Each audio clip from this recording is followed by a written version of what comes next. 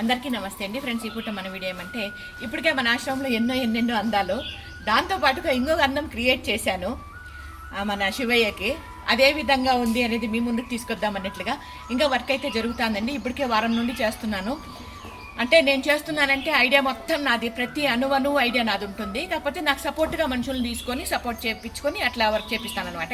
ఇప్పుడైతే నేను క్రియేట్ చేసిన అందమైన ఒక ప్రదేశాన్ని మీ ముందుకు తీసుకొస్తాను, చూసేద్దాం రండి.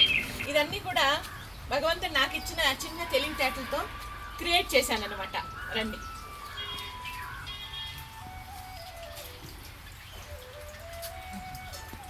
ఇదిగోండి ఈ విధంగా ఈ ప్లేస్ని ఈ మాన్ దగ్గర మామిడి చెట్టు కింద ఈ విధంగా గుండ్రాలతో ఈ గుండ్రాలన్నీ కూడా బయట తెచ్చుకున్నాము. ఈ విధంగా కట్టి ఇక్కడైతే వాటర్ ఫౌంటైన్ ఈ విధంగా కట్టానండి. ఇది ప్రతిది కూడా అణువణువు నా ప్లాన్ ఇది.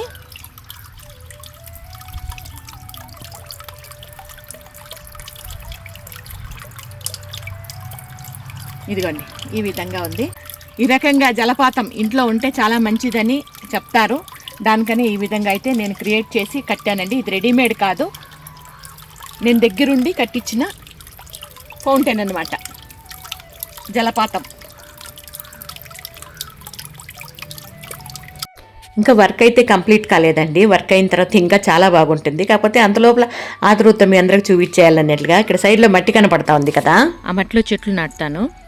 ఇంకా పైన గోడ కనబడుతుంది కదా, అక్కడ కూడా చిన్న చిన్న పాట్స్ పెడతానన్నమాట. అప్పుడు ఇంకా అందంగా చాలా బాగుంటుంది. కాకపోతే ఒకసారి మీకు చూపించాలని ఆతృత, దానికని ఈ వీడియో. ఈ మొత్తానికి ఈ ప్రదేశానికి నేను పేరైతే పెట్టానండి. అదేమంటే శివయ్య సన్నిధి అని పెట్టాను.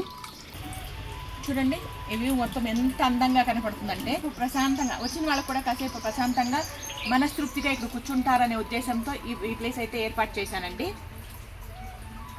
చుట్టూ కూడా ఈ రకంగా పచ్చని చెట్లు, దేవుళ్ళు, అందమైన బొమ్మలు, అందమైన పల్లెటూరు వాతావరణం, ఇండ్లు ఈ రకంగా ఉంటాయన్నమాట.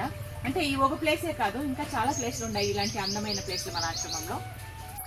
ఇంకా రాత్రిపూట అయితే జలపాతం ఈ విధంగా అందంగా ఉంటుందండి. చుట్టూ చీకటి, మధ్యలో దీపాలు వెలుతురులు, ఈ వాటర్ ఫౌంటైన్ ఇంత అందంగా, ఆ నీటి శబ్దము, నీటి బిందువులు పడతా ఉంటే ఏదో తెలియని మనసుకి ప్రశాంతంగా అనిపిస్తుంది. నేను మా వారైతే కాసేపు అక్కడే కూర్చొని ఉండిపోతాం. కాసేపు కదండి, కొన్ని గంటలు అక్కడే కూర్చొని ఉండిపోతాము. ఒకసారి అక్కడే భోజనం కూడా అక్కడే తెచ్చుకొని తింటాం అనమాట, అంత బాగుంటుంది.